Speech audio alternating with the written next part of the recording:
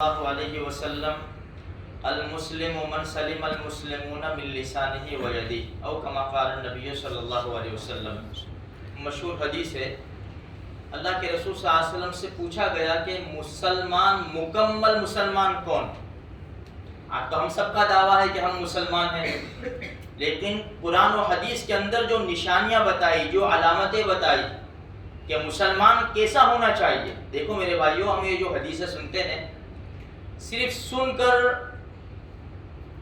ہمیں ایک کان سے سن کر دوسرے کان سے نکال دینا نہیں چاہیے۔ اللہ اور اس کے رسول کی بات کسی سے بھی سنو، اس کے اوپر عمل کرنے کی نیت سے ہمیں سننا چاہیے۔ بھئی آج ہم نے اللہ کے رسول کی یہ بات سنی، آج یہ قرآن کی بات سنی، بھئی میں پوری کوشش کروں گا کہ اس کے اوپر عمل ہو جائے میرا، تو انشاءاللہ فائدہ ہوگا۔ آہستہ آہستہ اپنی زندگیوں میں اللہ اور اس کے رسول کی باتیں آئے گی نا، پھر دیکھو زندگی میں مزہ کیسا ہوگا۔ اگر یہ باتیں نہیں ہوگی نا، ہمارے نبی کی تعلیم نہیں ہوگی، تو چھوٹی سی کسی کی بات بھی کڑوی لگے گی، اور اگر ہمارے نبی کی تعلیم ہوگی نا، پہاڑ جیسی مصیبت آ جائے نا، بھائی میرے نبی کا کیا عمل تھا اس پہ، اگر اس کے اوپر عمل کریں گے آسان ہو جائے گا۔ اس حدیث کے اندر اللہ کے رسول صلی اللہ علیہ وسلم سے پوچھا گیا کامل اور مکمل مسلمان کون ہے؟ اللہ کے رسول نے کیا جواب دیا کہ جس کی زبان اور جس کے ہاتھ سے دوسرے مسلمان محفوظ رہے، جس کی زبان سے اور جس کے ہاتھ سے دوسرے مسلمان محفوظ رہے، اس کو کامل مسلمان کہیں گے۔ آج میرے بھائیوں، ہمارا جو آپس کا رشتہ ہے، جو تعلقات ہے، سب سے بڑا مسئلہ اس کا ہے۔ دیکھو دو چیزیں ہمارے سامنے ہیں، ایک رشتہ داری اور ایک پڑوسی، کیونکہ دوسرے جو لوگ ہیں ان کے ساتھ ہمارا معاملہ اتنا نہیں ہوگا جتنا رشتہ داروں کے ساتھ ہوگا اور جتنا پڑوسیوں کے ساتھ ہوگا۔ آج اونچ نیچ جو بھی ہوگی نا، وہ رشتہ داروں سے ہوگی یا پڑوسیوں سے ہوگی، یا دونوں سے ہوگی یا دونوں سے نہیں ہوگی۔ امی عائشہ رضی اللہ تعالیٰ عنہ فرماتی ہے کہ اللہ کے رسول صلی اللہ علیہ وسلم باری باری سب کے گھر آتے تھے۔ ایک دن میرے گھر آنے کی باری تھی، تو میں نے گھر میں ٹٹولا پوچھے، کیونکہ وہاں تو فقر و فاقہ کی زندگی گزارتے تھے، گھر میں کچھ ہوتا نہیں تھا، تو تھوڑے سے جو ملائے، تو میں نے جلدی سے اس کو چکی میں پیسے اور ایک روٹی بنائی، صرف ایک روٹی۔ دیکھو تو صحیح، کائنات یعنی اللہ کے رسول کائنات کے محبوب، اللہ کے رسول صلی اللہ علیہ وسلم کی سب سے چہیتی بیوی، اور ان کے گھر میں کیا ہے، اتنے جو ہے جس میں ایک ہی روٹی بن سکتی ہے۔ امی عائشہ رضی اللہ تعالیٰ عنہ فرماتی ہے کہ ایک روٹی بنائی میں نے، اور مجھے بڑی خوشی تھی کہ میں اللہ کے رسول کے سامنے پیش کروں گی۔ ٹھنڈی کا زمانہ تھا، میرے محبوب تشریف لائے گھر کے اندر، تو ٹھنڈی لگ رہی تھی۔ فرمایا عائشہ کچھ سامان دو تاکہ میں اوڑھ کر سو جاؤں، تو میں نے گرم بستر کا انتظام کیا۔ اللہ کے رسول صلی اللہ علیہ وسلم آرام فرمانے لگے، سو گئے۔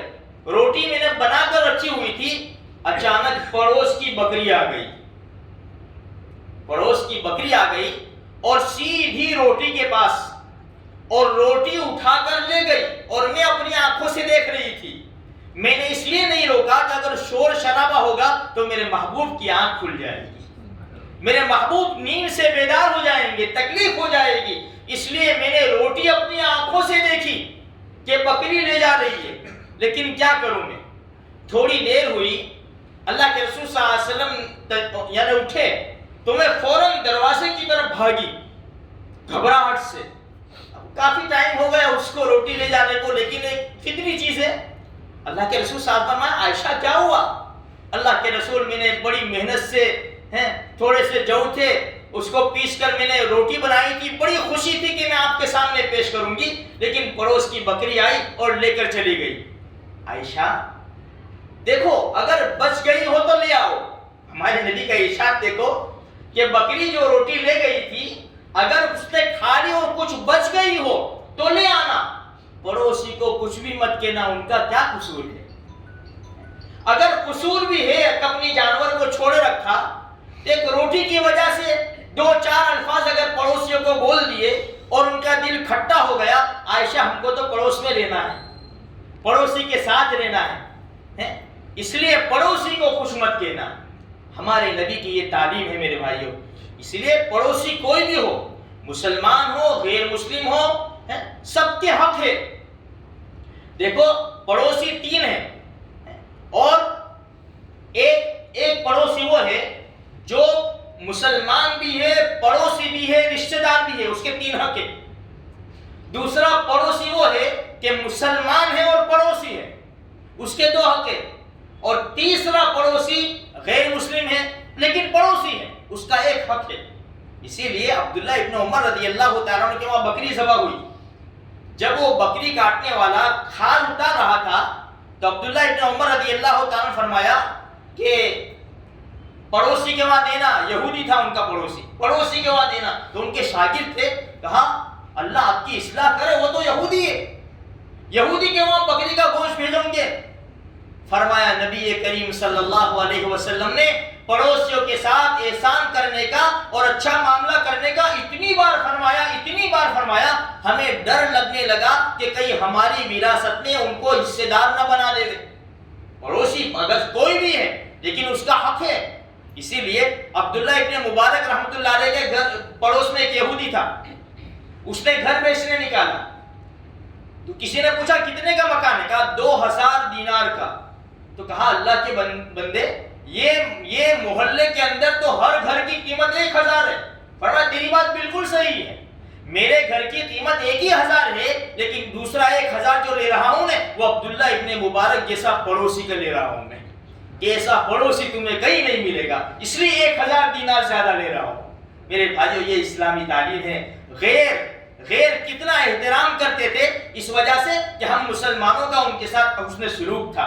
لیکن آج ہمارا اندر کا یہ مسئلہ ہے, کیا غیروں کے ساتھ حسن سلوک کرنے جائیں گے. اور بعض مرتبہ کیا ہوتا ہے پتہ ہے, ہم غیروں کے ساتھ اچھا سلوک کر لیتے ہیں اور پڑوسیوں کے ساتھ اور رشتہ دار کو کاٹ دیتے ہیں. باہر ایسا بھی ہوتا ہے, باہر واہ چاہیے نا, باہر واہ چاہیے.